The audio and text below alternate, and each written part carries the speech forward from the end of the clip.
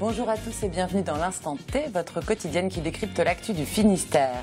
Aujourd'hui, nous recevons la romancière Tatiana de Roné, que vous connaissez déjà sûrement pour son best-seller. Elle s'appelait Sarah, adaptée aussi au cinéma. Aujourd'hui, elle vient nous parler de son dernier livre, Manderley Forever, une biographie de son idole littéraire, Daphné du Maurier. Bonjour. Bonjour. Tatiana, ça va bien? Très bien. Alors, quel moment de votre vie avez-vous eu le coup de foudre pour cette auteure anglaise qui est Daphné du Maurier? À l'âge de 12 ans, tout simplement, quand on m'a offert Rebecca pour Noël, j'écrivais déjà, mais en la lisant, j'ai su que je voulais écrire comme ça. Donc elle est responsable un petit peu de ma vocation littéraire. Merci à elle. Oui. On parle de votre livre tout à l'heure ensemble. Comme chaque mercredi, Gwen Fleur est aussi en plateau. Bonjour Gwen. Bonjour Pauline. Et l'agenda culturel est bien chargé encore une fois en cette fin de semaine. Des percussions urbaines, un peu d'art de rue et puis des manifestations familiales aussi. Il y en a pour tous les goûts. On voit ça tout à l'heure, ce sera dans l'Instant Culture. Mais tout de suite, on démarre par un point sur l'actualité de ce mercredi 10 juin. Trafic de drogue, passagers clandestins, pêche illégale, comment mieux surveiller les océans de la planète avec l'aide de nouvelles technologies, bien sûr. Des drones marins ou encore des tables tactiles développées par Bretagne Télécom et Thales permettront bientôt de scruter le trafic maritime de très près. Explication avec Frédéric Lorenzon. Comment repérer le comportement suspect d'une embarcation en pleine mer comme ce voilier abordé par un pneumatique? La France, la Turquie et la Corée ont la solution. Reconserve pour reconnaissance et surveillance, un système informatique intelligent qui analyse les déplacements d'embarcations. Ce mercredi, les experts de ce programme de recherche étaient réunis à l'Abervrac pour simuler une situation anormale de navigation. C'est des améliorations à des systèmes de surveillance tels qu'ils sont opérés aujourd'hui par les marines, par les gardes-côtes. Un aspect automatisation du traitement de l'information pour remonter des alertes à un opérateur et le décharger d'un certain nombre de tâches. La détection des actes de piraterie, des actes de trafic illégal de marchandises ou de drogue, des actes de pêche illégale, d'immigration illégale. Reconserve utilise des informations fournies par les bateaux, mais aussi par les avions ou les drones de surveillance. Pour cet officier de marine engagé dernièrement dans la surveillance contre la piraterie au large de l'Afrique, Reconserve offre plusieurs avantages. Donc, cette notion de permanence qu'on peut avoir grâce à un drone de surveillance me paraît particulièrement intéressante. Le deuxième aspect, c'est aussi dans l'aide à la décision, puisque ce type de projet a vocation à aider les opérateurs de surveillance à pouvoir identifier avant un acte illégal des profils suspects qui permettent de pouvoir intervenir à temps. Reste toutefois à la marine à s'équiper de drones. Lancé en 2011, le programme de recherche Reconserve se termine à la fin du mois. Le système pourra être diffusé à l'échelle mondiale car il a été conçu pour être universel. Un tel système n'existe pas encore, mais le projet Reconserve est convertible et peut ainsi être utilisé par tous les pays. Le système Reconserve est encore expérimental. Les gardes-côtes turcs l'ont déjà testé en octobre 2014. Mais pour que le système équipe les marines, il faudra encore attendre 2 à 5 ans. Bienvenue dans mon jardin. Ce week-end, un peu partout en Bretagne, les particuliers ouvrent les portes de leur petit coin de verdure. Alors du côté de Guiclan, Frédéric Lorenzon est allé visiter un jardin potager hors du commun. Regardez. Yann et Sandrine possèdent un vaste jardin de 5000 m² à Guiclan. Le royaume de Sandrine se trouve derrière cette haie. Un potager de plus de 1200 m². La jeune femme y fait pousser toutes sortes de légumes avec des techniques naturelles. Sur la première butte, là, pour commencer, il y a des fleurs de capucine. Donc c'est très bien pour les pucerons, parce que les pucerons vont plutôt dessus plutôt que sur les plantes. Là, j'ai également mis des artichauts. On a aussi des échalotes, quelques panais, des bêtes. Et là-bas, de l'ail. Puis l'année dernière, on a essayé la patate douce, qui a très bien marché dans la serre. Et là, cette année, on essaye dans la serre et dehors aussi. Sandrine s'est engagée depuis 3 ans à fond dans le jardinage au naturel. Exemple avec ses buttes auto-fertiles, un principe de culture qui date du Moyen-Âge, mais un peu oublié par les jardiniers d'aujourd'hui.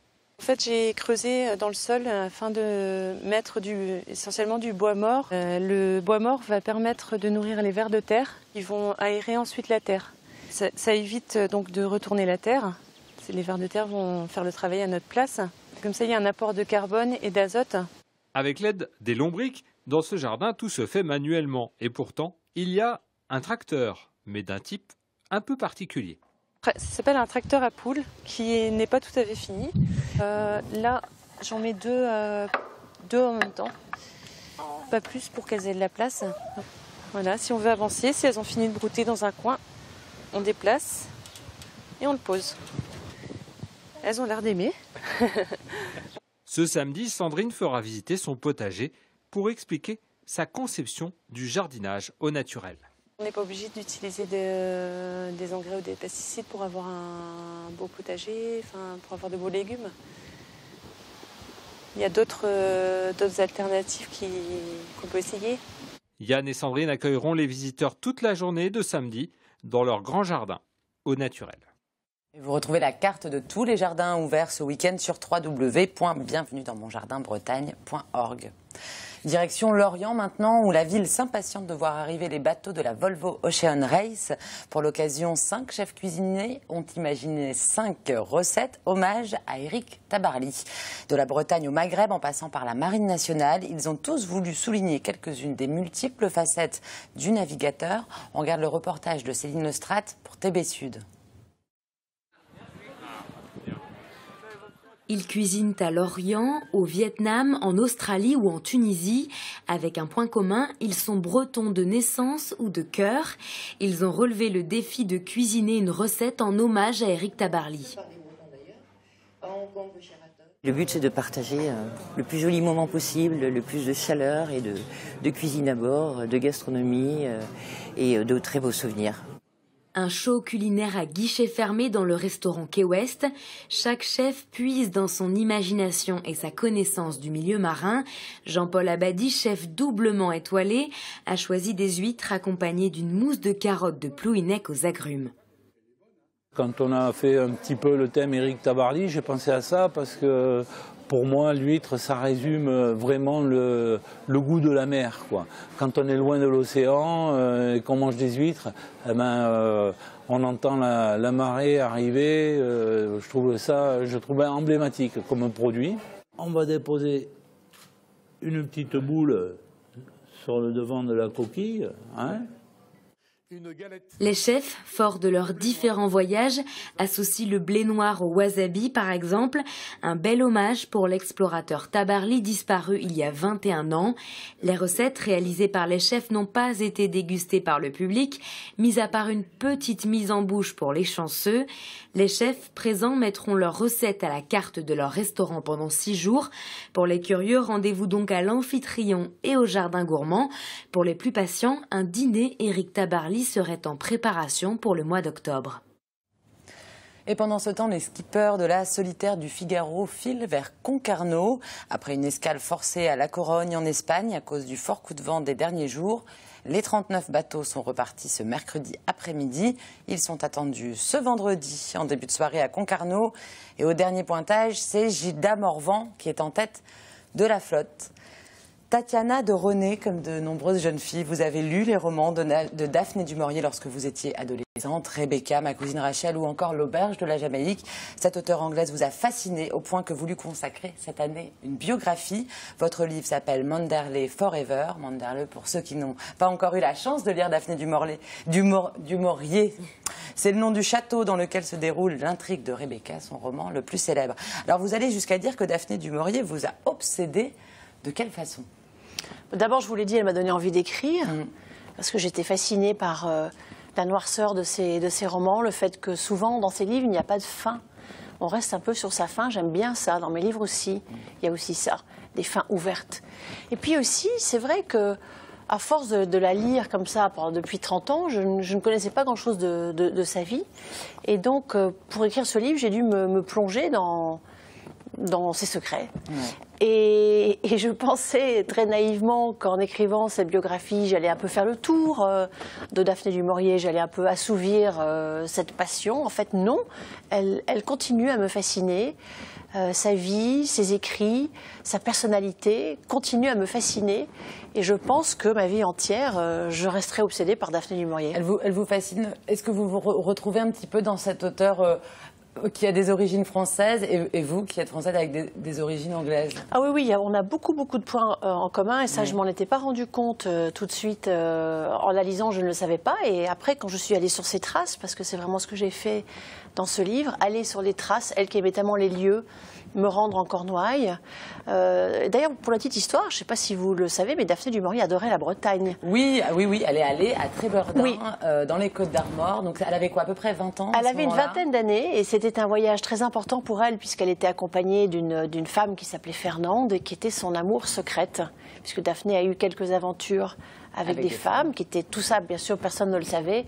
C'est sorti après sa mort, lors de lettres privées qui ont été publiées. Et c'est vrai qu'elle adorait la Bretagne. Elle est venue aussi, ici, à Brest. D'ailleurs, dans son troisième roman, il est question de votre ville. Elle adorait les Bretons à un tel point que dans son roman La Crique du Français, il y a un beau pirate breton. Comme personnage. Et oui. Et alors, est-ce que ça a influé justement sur sa vie? Parce qu'après, elle s'est installée en Cornouailles, au bord de l'eau. Est-ce que c'est ce petit séjour à Trébeurdun qui aurait pu un petit peu... Oui. En tout cas, moi, je le pense. Parce que c'est vrai que Trébeurdun, je ne sais pas si on dit Trébeurdun ou Trébeurdun. On dit Trébeurdun, mais vous le dites comme vous avez envie, Tatiana. En fait, est la sœur jumelle de Foy, qui est donc le village où Daphné s'est installée en Cornouailles. Pour avoir été dans ces deux endroits, j'ai tout de suite vu que ça se ressemblait énormément. Et pour moi, c'est pas un hasard que Daphné du Maurier se soit installée en Cornouailles, puisque d'abord elle aimait la mer et elle aimait une météo comme on a un peu aujourd'hui, c'est-à-dire beaucoup de vent, sauvage, des choses. Voilà, c'est ce qu'elle aimait. Et alors justement, vous êtes allée sur ces traces. Comment vous avez pu mener l'enquête? Vous avez rencontré des personnes de sa famille aussi? Oui, j'ai rencontré ses enfants, qui ont l'âge de mes parents aujourd'hui.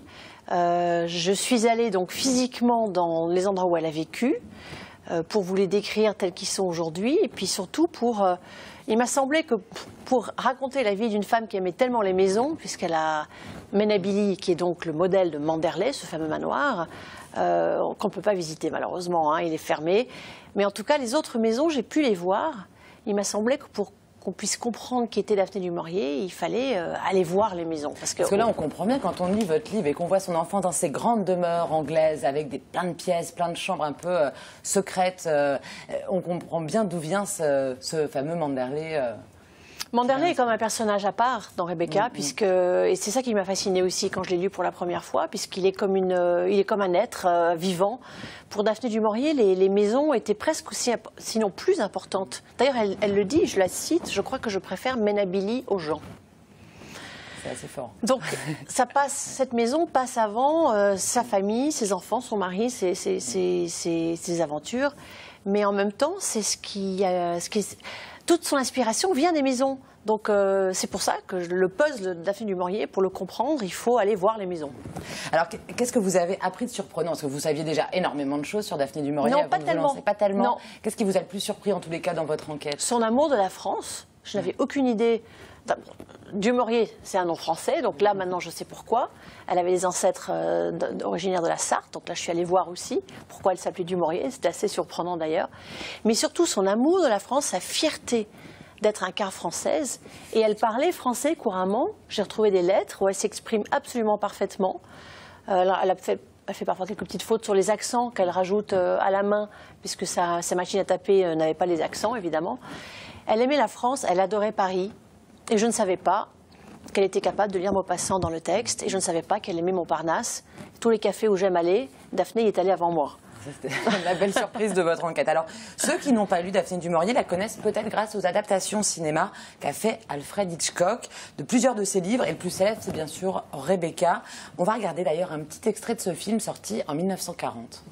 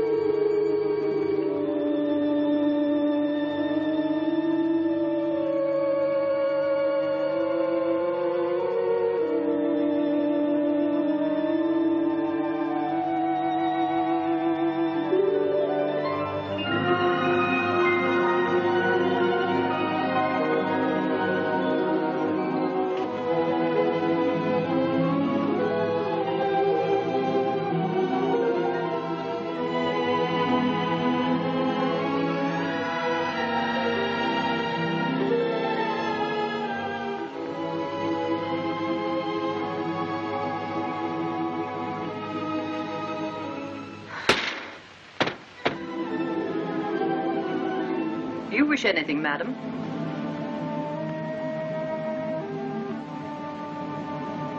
Alors ce film a été un énorme succès au cinéma, c'est d'ailleurs le seul film d'Hitchcock qui a obtenu l'Oscar du meilleur film. Pourtant dans votre livre on apprend que l'écrivain n'a pas forcément apprécié les adaptations qu'Hitchcock a faites. Mais il n'était pas très sympathique Hitchcock d'abord, je crois savoir, d'après ce que j'ai compris, que c'était pas quelqu'un de facile, il était assez misogyne d'ailleurs. Et puis cet autre film qui a rendu Hitchcock très célèbre, Les Oiseaux, qui a été adapté d'une des nouvelles de Daphné, et il avait tendance à tirer tellement la couverture vers lui que très peu de gens encore aujourd'hui savent que Daphné du Maurier est l'auteur des Oiseaux, par exemple. On me regarde souvent avec une certaine stupéfaction quand je dis ça. Donc il s'entendait pas très bien. Il a aussi adapté L'Auberge de la Jamaïque, un de ses romans un peu plus jeune, on va dire. Mais c'est vrai que c'était pas une collaboration heureuse. Et elle ne reconnaissait plus son œuvre, son essence de son Je crois qu'elle a aimé histoire. Rebecca, d'après ce que j'ai compris, sauf que Hitchcock a dû transformer la fin pour la rendre plus politiquement correcte, puisque la fin est terrible, la vraie fin est terrible. Pas la dévoiler. Non, mais il faut lire le livre. Quel regard vous portez, vous, sur ces films, sur ces adaptations ? Alors, moi, je les regarde toujours avec beaucoup d'intérêt parce que j'aime beaucoup le travail de Daphné du Maurier, donc tout ce qui la concerne, je regarde. Mais moi-même, ayant déjà eu plusieurs films adaptés de mes propres romans, je sais qu'un auteur doit quand même savoir laisser son bébé. C'est pas possible de rester agrippé à son roman. Votre film, par exemple, Elle s'appelait Sarah, a été adapté au cinéma. Et il y a Boomerang qui va être adapté, là, qui sort le 15 septembre. Et du coup, vous êtes plutôt contente à chaque fois des adaptations. Enfin, vous les voyez comme une œuvre autrement, quoi. Je suis moins, on va dire, coincée que Daphné là-dessus, qui, je pense, ne voulait pas qu'on touche à son bébé. En tout cas, n'aimait pas Hitchcock. Mais peut-être que si j'avais rencontré Hitchcock, j'aurais été comme Daphné. Il n'était pas du tout sympathique. Est-ce que Manderley Forever pourrait être justement l'objet d'un biopic? C'est très à la mode de faire ces biographies. J'aimerais tellement. Si quelqu'un veut jouer le rôle de Daphné, s'il vous plaît, moi, ce serait mon rêve. Vous-même, pourquoi pas? Non, je crois pas. Je ne suis pas actrice. Bon, en attendant, vous planchez déjà sur un nouveau roman, paraît-il? Non. J'ai l'idée, j'infuse, comme Daphné dirait, mais je suis encore trop imprégnée par ce livre. J'ai encore une grosse tournée libraire à terminer, et après je vais prendre des vacances bien méritées, et je me mettrai à écrire un peu plus tard. Combien de temps pour écrire ce livre? En fait, c'est un livre que je porte quand même depuis 30 ans, mais j'ai mis 1 an et demi, 2 ans à l'écrire, mais d'une façon extrêmement intense. Est-ce que vous avez eu des déceptions en allant sur ces traces? Non. Aucune. Que du bonheur. Lisez-le en tous les cas. Merci beaucoup à Tatiana de René. Merci. Ça s'appelle Manderley Forever. C'est disponible en librairie. Édition Albin Michel et Héloïse Dormesson. Tout de suite, on passe à l'instant culture. Et pour commencer, Gwen, direction Quimper. Ils sont musclés, ils sont tatoués. Alors non, Pauline, ce ne sont pas des Chippendales. Ceux-là ont du bidon. Ce n'est pas une caractéristique physique. Il s'agit en fait des tambours du Bronx, ces fameux musiciens qui tapent sur des bidons. Ils sont 16 sur scène à jouer des percussions urbaines. Ça fait 25 ans qu'ils tournent et c'est toujours un spectacle envoûtant, percutant, bourré d'énergie qui transporte le public dans une véritable transe. Si vous ne l'avez jamais vu, ce spectacle, c'est vraiment à voir. Et c'est ce samedi 13 juin au Pavillon à Quimper. Et on regarde ce que ça donne en live.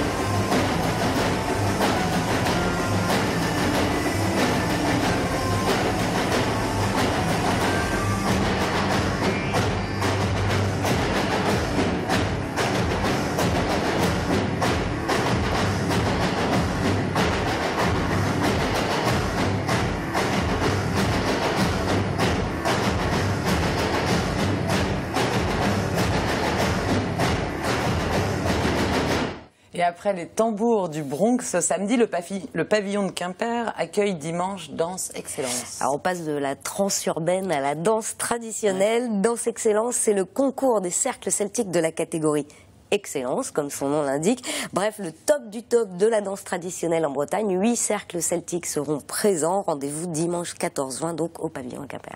Et de la musique celtique du côté de Plougastel. Avec le Celtic Fest, une soirée qui porte bien son nom. À l'affiche, le Clou Bay Pipe Band, le Bagalic de Plougastel et le groupe Red Cardel, Énergie Rock et Celtic au programme, donc ce samedi 13 juin à la Velvore à Plougastel. Et on reste à Plougastel, décidément, qu'est-ce qui se passe comme chose là-bas? La Velvore reçoit Paul Devendre dimanche 14 juin. Alors son nom ne vous dit peut-être pas grand-chose. Peut-être mal prononcé. Devendre. Ouais, c'est ça, je pense, oui.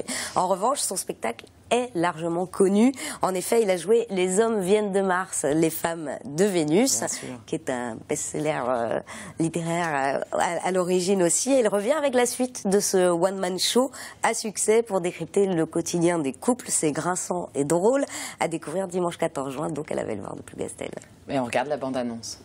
Mars et Vénus 2, nouveau spectacle. Comme tous les mecs, soit ils parlent, soit ils pensent. Paul Devendre revient avec une suite inédite de son fameux spectacle à succès. Elle veut régler les problèmes avant de faire l'amour. Alors que lui, il veut faire l'amour pour régler les problèmes. Une soirée riche en enseignements et pleine d'humour à ne manquer sous aucun prétexte. Ne pas vider de la vaisselle, c'est du respect. C'est pas de la paresse, c'est du respect.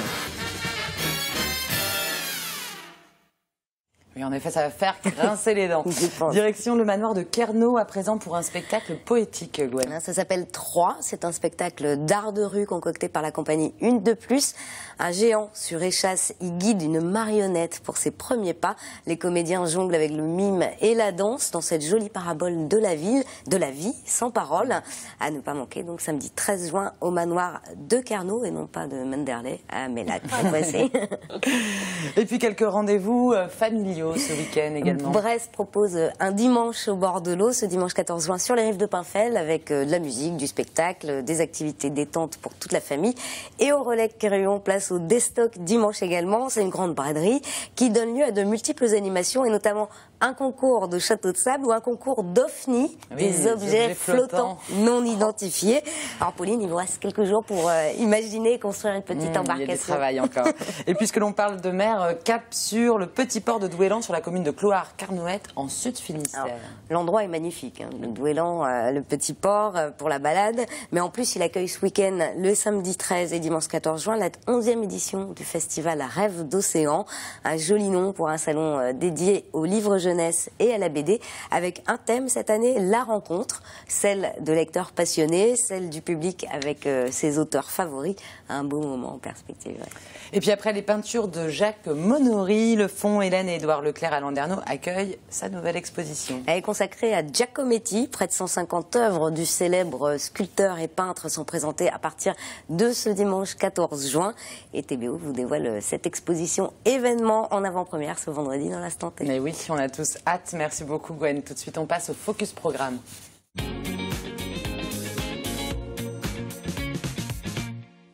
Et ce jeudi à 18h15 sur TBO, ne manquez pas votre rendez-vous musical. C'est Zixession, bien sûr, présenté par vous, Gwen, et vous y recevez Glenn Nicole. Le musicien brestois joue de la chanson pop, c'est frais, léger, nonchalant. Et il présente un nouvel album qui s'appelle En galante compagnie. Il est d'ailleurs en showcase ce vendredi 12 juin à 18h à Dialogue Musique. Et dans la foulée, il est en concert au Taraïne à Brest, donc à découvrir. Sympa, en tout cas, on va découvrir tout de suite un petit extrait. C'était pendant l'émission Succession. On écoute. Elle notait tout dans son agenda. Elle organisait même ses ébats. Dans son agenda. Dans son agenda.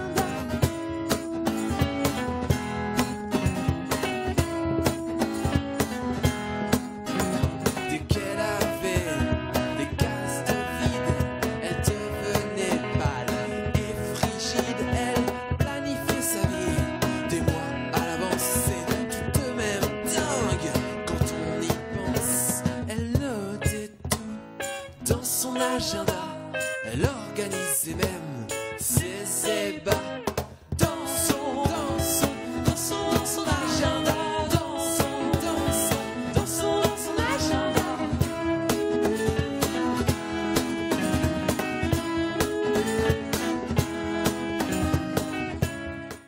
Voilà, merci beaucoup à toutes les deux d'être venues sur le plateau de l'Instant T. Nous, on se retrouve demain, même heure, pour une nouvelle émission.